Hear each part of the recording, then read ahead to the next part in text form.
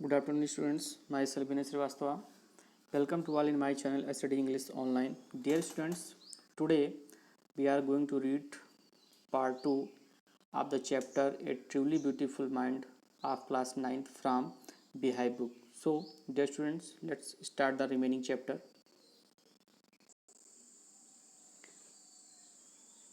सो dear students, अभी तक आपने अल्बर्ट आइंस्टीन के बारे में पढ़ा, जिसमें बताया गया था कुछ चीज़ें पार्ट 1 में कि किस तरह से 2.5 साल तक अल्बर्ट आइंस्टीन बोल नहीं पाते थे और अचानक जो है उन्होंने एक साथ एक सेंटेंस बोला। तो स्टार्टिंग में जिस तरह से उनकी जो इंडिकेशन थी वो समझ में नहीं आ रही थी कि बाद में अल्बर्ट आइंस्टीन इतने ग्रेट पर्सन बनेंगे और उनके बहुत सारे वर्क्स जो है पब्लिक होंगे और इस प्रकार से अपने वर्क्स के द्वारा अल्बर्ट आइंस्टीन पूरे विश्व में एक क्रांति ला देंगे, पूरे विश्व में एक परिवर्तन ला देंगे। ये सारी चीज़ें उनके स्टार्टिंग इंडिकेशन से नहीं पता चलती थी, लेकिन बाद में उन्होंने ऐसा कारनामा किया। तो ये सारी चीज़ें आपने जो है फर्स्ट पार्ट में देखा है। अब हम अगले सेकंड पार्ट में देखते हैं। चलिए स्टेंजा देखते हैं। 10th स्टेंजा है, While Einstein was solving the most difficult problem in physics, his private life was unrevealing. जब Einstein While Einstein was solving the most difficult problem in physics, जब Einstein physics में सबसे most difficult problem को solve कर रहे थे, तो his private life was अनरिवेलिंग। तो उनका जो निजी जीवन था, प्राइवेट लाइफ थी, उसमें जो है काफ़ी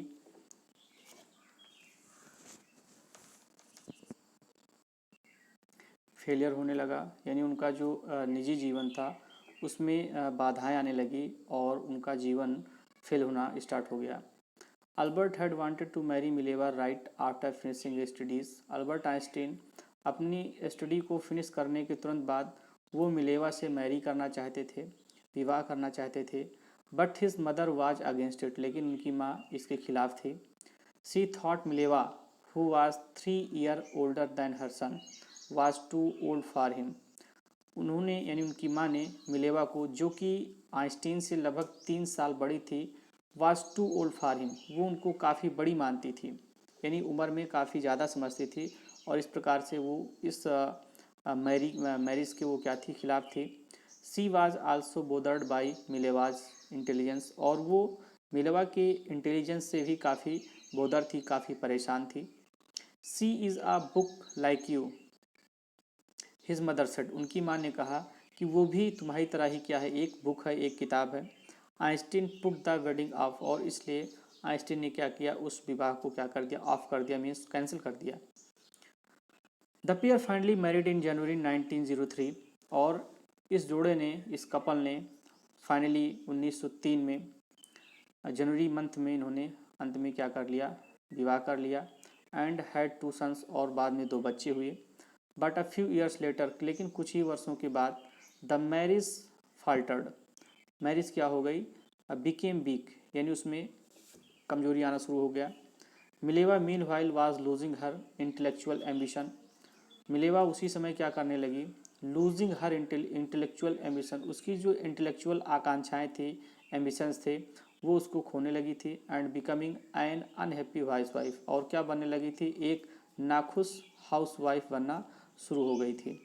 after years of constant fighting, काफ़ी वर्षों के फाइट के बाद, द कपल फाइनली डाइवर्स्ड इन 1990, दोनों कपल ने 1919 में क्या कर लिया, डाइवर्स ले लिया। Einstein married his cousin Elsa the same year, और उसी साल आइंस्टीन ने अपनी कजिन इल्जा से क्या कर लिया, विवाह कर लिया। Einstein's new personal chapter considered with his rise to world fame, Einstein का न्यू पर्सनल चैप्टर, उनका एक नया personal chapter, with his rise, और उनका अचीवमेंट्स, दोनों एक साथ वर्ल्ड फेम में आए, यानी दोनों विश्व में क्या हो गए, काफ़ी फेमस हुए। इन 1915, 1915 में, he had published his journal theory of relativity, 1915 में उन्होंने जनरल थ्योरी ऑफ रिलेटिविटी में क्या किया, अपनी थ्योरी को पब्लिश किया। Which provided a new interpretation of gravity, जिसने ग्रेविटी के लिए अपनी एक नई इंटरप्रिटेशन को क्या किया, प्रोवाइड किया। An eclipse of the sun in 1990 brought proof that it was accurate, और एक इक्लिप्स ने, एक ग्रहण ने, इक्लिप्स ऑफ द सन और सूर्य के ग्रहण ने सन 1919 में ये प्रूव कर दिया दैट इट वाज एक्यूरेट, कि इन्होंने जो अपनी थ्योरी को पब्लिश किया था वो क्या है, बिल्कुल एक्यूरेट थी। Einstein had correctly calculated in advance the extent to which the light from fixed stars would be deflected through the sun's gravitational field.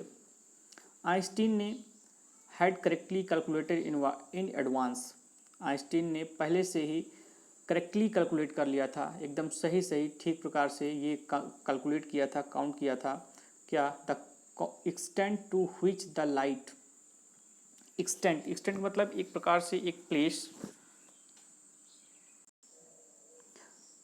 वो परिक्षेप जहाँ पर तारों की जो स्थिति है वुड बी डिफ्लेक्टेड, वो क्या हो जाएगी, चेंज हो जाएगी, परिवर्तित हो जाएगी, through the sun's gravitational field, किसके द्वारा, सूर्य की ग्रेविटेशनल फील्ड के द्वारा उन तारों की जो प्रकाश की जो स्थिति है वो क्या हो जाएगी, डिफ्लेक्टेड हो जाएगी, यानी वहाँ से चेंज हो जाएगी। The newspaper proclaimed his work as a scientific revolution, newspaper ने उनके इस scientific the newspaper proclaimed his work, यानी न्यूज़पेपर ने उनके इस कार्य को एक साइंटिफिक रिवोल्यूशन के रूप में क्या किया, प्रोक्लेम किया। Einstein received the Nobel prize for physics in 1921, सन 1921 में आइंस्टीन ने फिजिक्स के लिए नोबेल प्राइज़ को प्राप्त किया। He was showered with honours and invitation from all over the world and lauded by the press, पूरे वर्ल्ड से, पूरे संसार से, पूरे विश्व से उन्हें सम्मान मिलने लगा, इन्विटेशंस मिलने लगे, and loaded bye the press, और प्रेस के द्वारा भी उन्हें क्या मिलने लगी, प्रशंसा, लॉडेड, प्रशंसा मिलने लगी। When the Nazis came to power in Germany in 1933, इसके बाद बताया गया है कि जब 1933 में जर्मनी में जो नाजिस थे ये जब पावर में आए, जब ये रूल में आए, तो Einstein emigrated to the United States, तब आइंस्टीन जो है यूनाइटेड स्टेट्स को चले गए।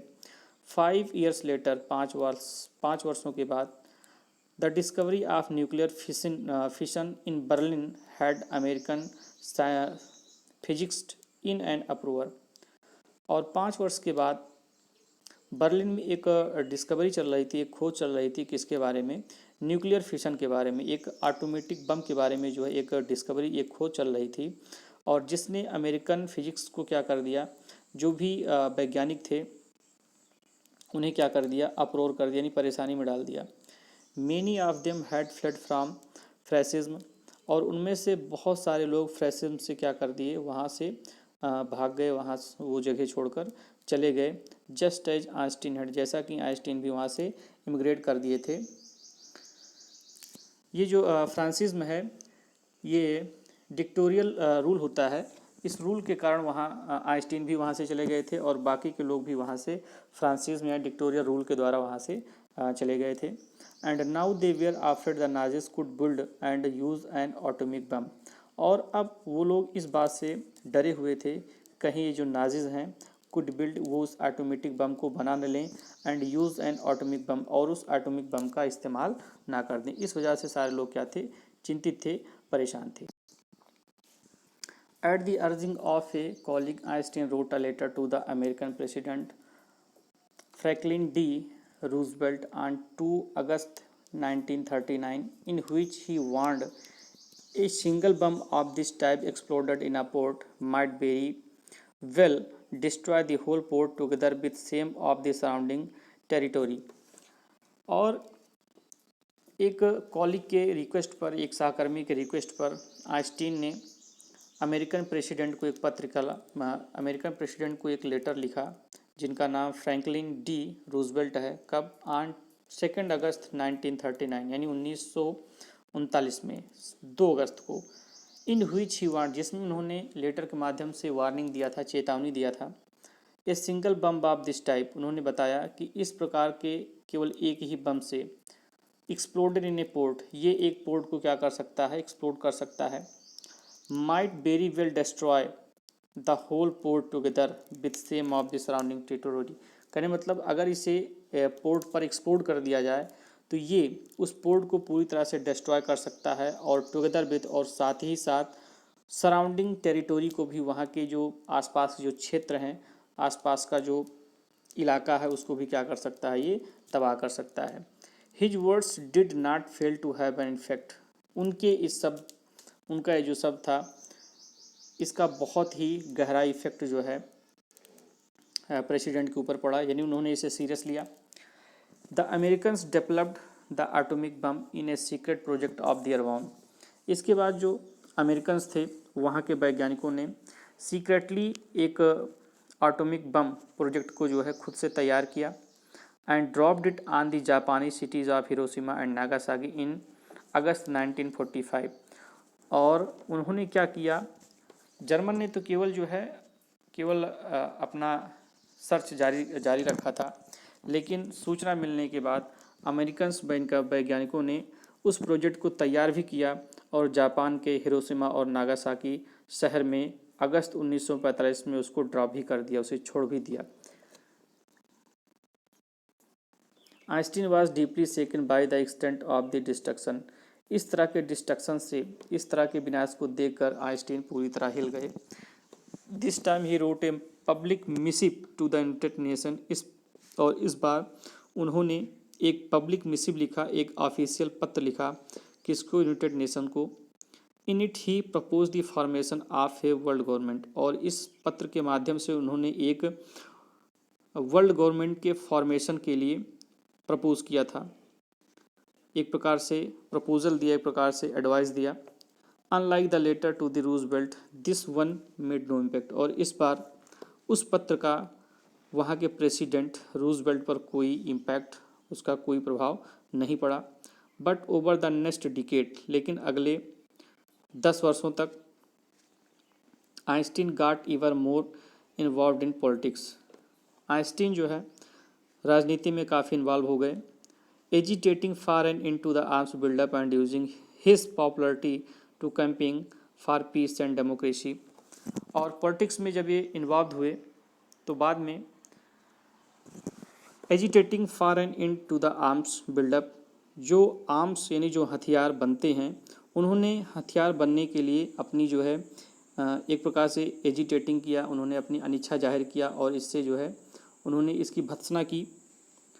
एंड यूजिंग हिज पॉपुलरिटी, और उन्होंने अपनी पॉपुलरिटी का, अपनी लोकप्रियता का उन्होंने इस्तेमाल किया, किसमें, टू कैंपिंग फॉर पीस, यानी शांति के अभियान में, एंड डेमोक्रेसी, शांति यानी विश्व शांति और डेमोक्रेसी के अभियान में अपनी इस पॉपुलरिटी का, अपनी लोकप्रियता का प्रयोग किया। कहने मतलब ये है कि लोग उन्हें बहुत मानते थे, काफ़ी लोकप्रिय थे, और अपनी लोकप्रियता के द्वारा उन्होंने इसका जो प्रयोग किया वो इसलिए किया कि पूरे वर्ल्ड में लोग शांतिपूर्वक रहें, वहाँ पर डेमोक्रेसी हो, प्रजातंत्र हो, इस अभियान को उन्होंने चलाया। When Einstein died in 1955 at the age of 76, he was celebrated as a visionary and world citizen as much as a scientific genius. जब 1955 में 76 वर्ष की आयु में आइंस्टीन की मृत्यु हुई तो he was celebrated as a visionary, तो उन्हें एक विजनरी के रूप में और वर्ल्ड सिटीजन के रूप में उन्हें क्या किया जाने लगा, सेलिब्रेट किया जाने लगा। विजनरी का मतलब जो प्रेजेंट टाइम के चीज़ों को देखकर फ्यूचर का अनुमान लगाए, उसे हम क्या कह सकते हैं, विजनरी कह सकते हैं। और वो एक वर्ल्ड सिटीजन थे, यानी वो किसी एक देश के नागरिक नहीं थे, वो पूरे विश्व में फेमस थे, और इस प्रकार से वो क्या थे, वर्ल्ड सिटीजन थे। As much as a scientific genius, और वो एक साइंटिफिक जीनियस भी थे, एक वैज्ञानिक प्रतिभावान पुरुष भी थे, और इस प्रकार से वो पूरे विश्व में, पूरे वर्ल्ड में क्या थे, काफ़ी लोकप्रिय थे। इस प्रकार से हमने देखा किस प्रकार से आइंस्टीन केवल एक कंट्री के लिए नहीं बल्कि पूरे संसार के लिए, पूरे वर्ल्ड के लिए वो भलाई चाहते थे, लोग शांति से रहें, हर कंट्री में डेमोक्रेसी हो, लोगों का अधिकार हो, हर चीज़ ज्ञान प्राप्त करने का एक लिबरल हो, ये चीज़ आइंस्टीन के अंदर थी। और एक प्रकार से वो विजनरी थे। कहने मतलब ये है कि प्रेजेंट टाइम की एक्शंस को, प्रेजेंट टाइम के डिसीजन को देखने के बाद, क्लोजिंग करने के बाद वो फ्यूचर का अनुमान लगाते थे कि इसका बाद में क्या इम्पैक्ट हो सकता है। So dear students, in this way your chapter is finished. I hope you will read this chapter very carefully. Thank you.